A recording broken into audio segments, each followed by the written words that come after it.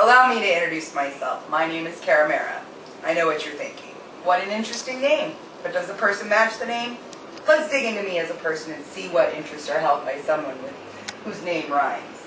I'm an avid dog lover. Growing up with dogs all my life, from rescues to purebreds, has given me characteristics that allow me patience and gratification. There's nothing like a soft, cuddly friend to get you through the day.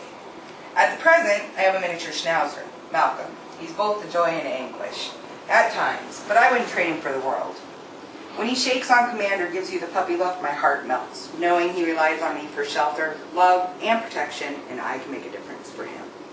I lived in Memphis, Tennessee for 4 years, working for a telemarketing company. No groans here, please. The company was started in my hometown and transformed into a telephone research company, and I grew with it, taking me to Memphis. You know the cliche, you can take the girl out of Nebraska, but you can't take the Nebraska out of the girl? So true. I managed over 200 employees, all with different cultural backgrounds. So needless to say, a lot of growing psychologically was in order.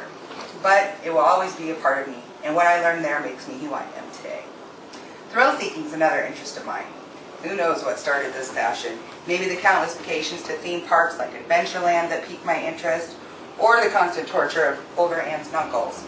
But the drive to find adventure or give myself a heart attack led me to a 30-story crane, a rubber rope, and my feet dangling over a platform to jump to what could inevitably be my death. I believe the words were, 1, 2, 3, bungee! With my mother signing the waiver and my uncles calling me the lowest names of pride and egging me on, I bungee jumped. The adrenaline rush was like nothing anyone could explain, but knowing that the respect I was going to get for the act was a walking trophy itself. Baking is a stress reliever for me. I take pride seeing the faces of people who sample the treats I bake and their yearning for the recipes. Even if it's a botched experiment that looks like something off Tales from the Crypt, you always know it can be fixed or modified to perfection. So, having piqued your interest now, knowing me during the holidays could be very beneficial to you and Jenny Craig. After many years of pulling weeds as a punishment, you would think that building a flower bed and gardening would be the farthest thing from my mind. But as I've grown older, I see myself mapping out and planning the next step to making my fantasy oasis. I constantly look for new ideas, so if you see me standing in your yard, don't worry, I'm not stalking you, just your flowers. Keeping my visions at bay for the moment, as not to become the gaudy yard lady, holds me in the novice stage, but I have a feeling inevitably I will be that lady, so please don't pick the flowers. Through all my growths in life, I refer back to a quote that was first introduced to me by my grandmother at my father's funeral.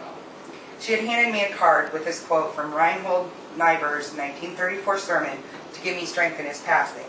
It said, God grant me the serenity to accept the things that I cannot change, courage to change the things I can, and the wisdom to know the difference, patience for the things that take time, appreciation for all that we have, and tolerance for those with different struggles, freedom to live beyond the limitations of our past ways, the ability to feel your love and our love for each other, and the strength to get up and try again, even when we feel it's hopeless. This quote has been a comfort in many trying times. It seems to pop into my head when I'm at a crossroads or hung up in a situation I can't make heads for tails. I think a lot of people already know the short version of the quote, but to know the whole quote is quite comforting. So I guess the name does fit the person. As a name you can never forget because it'll always sound familiar to you. Now you can say, hey, I know Cara. She lives by a quote of ethics, loves dogs, has lived in the blues capital, seeks adventure, and can she bake a mean pie, but don't ever pick her flowers. That was beautiful.